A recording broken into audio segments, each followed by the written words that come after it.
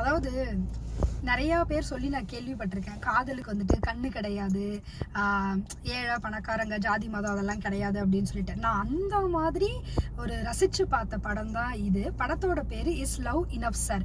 2018 release ஆன ஒரு Bollywood movie. படத்தோட கதை ரொம்ப சிம்பிள், பட் ஒரு 2.5 மணி நேரம் கிட்ட போகும், கொஞ்சம் கூட போரே அடிக்காது. இதோட பிளாட் என்னன்னு பார்த்தீங்கன்னா, ஒரு யூஎஸ்ல இருந்து ரிட்டர்ன் ஆகிற கோடீஸ்வர ஒரு ஹீரோவுக்கும் அவங்க வீட்டில் வேலை செய்யற ஒரு சர்வன்ட் மெய்டுக்கும் வந்துட்டு நடுவுல லவ் எப்படி வந்து உருவாகுது அப்படின்றது தான். ஹீரோக்கு வந்துட்டு அவர் யூஎஸ்ல இருந்து வருவார். அவர் பேசிக்கா ஒரு ஆர்கிடெக்ட், பயங்கர பணக்காரரு.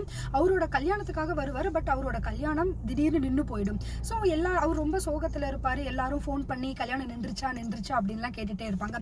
அந்த டைம்ல அவங்க அப்பா அம்மாவும் கூட இருக்க மாட்டாங்க, யாருமே கூட இருக்க மாட்டாங்க. அவ்வளோ பெரிய அபார்ட்மெண்ட்ல இவரு கூட இவருக்கு ஹெல்ப்பா அவரோட மெய்டு மட்டும்தான், சர்வன்ட் மெய்டு மட்டும்தான் இருப்பாங்க. அவங்களும் ஆக்சுவலா வந்து ஒரு விடோ.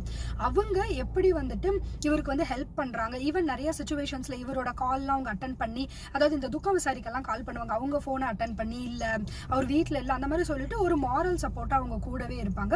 ஸோ லவ்வுக்கு வந்து ஒரு ஜஸ்ட் ஒரு ஃபிராக்ஷன் ஆஃப் செகண்ட் போதும்ல, அந்த மாதிரி இவங்க 2 பேத்துக்குள்ள ஒரு ஃபிராக்ஷன் ஆஃப் செகண்ட்ல வந்து லவ் உருவாகும். அண்ட் அந்த ஹீரோயினுக்கு, அவங்க ரத்னாவுக்கு, அவங்களோட பேரு ரத்னா, அவங்களுக்கு என்ன எய்ம் இருக்குன்னா ஒரு பெரிய ஃபேஷன் டிசைனர் ஆகணும் அப்படின்றது தான் எய்ம்.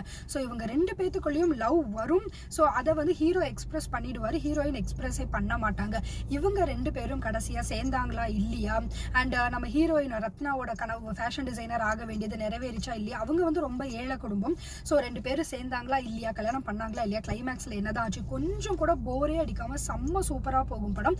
இந்த படம் நெட்ஃபிளிக்ஸ் அவைலபிளா இருக்கு. அண்ட் இது வந்து ஹிந்தியில மட்டும்தாங்க இருக்கு, சப்டைட்டில் வச்சே பாருங்க, செம்ம சூப்பரா இருக்கும். அண்ட் நெக்ஸ்ட் நான் எந்த மூவியை பத்தி சொல்லணும் அப்படின்ட்டு கமெண்ட் பாக்ஸ்ல மறக்காம மென்ஷன் பண்ணுங்க. அது வரைக்கும் டட்டா பாய்.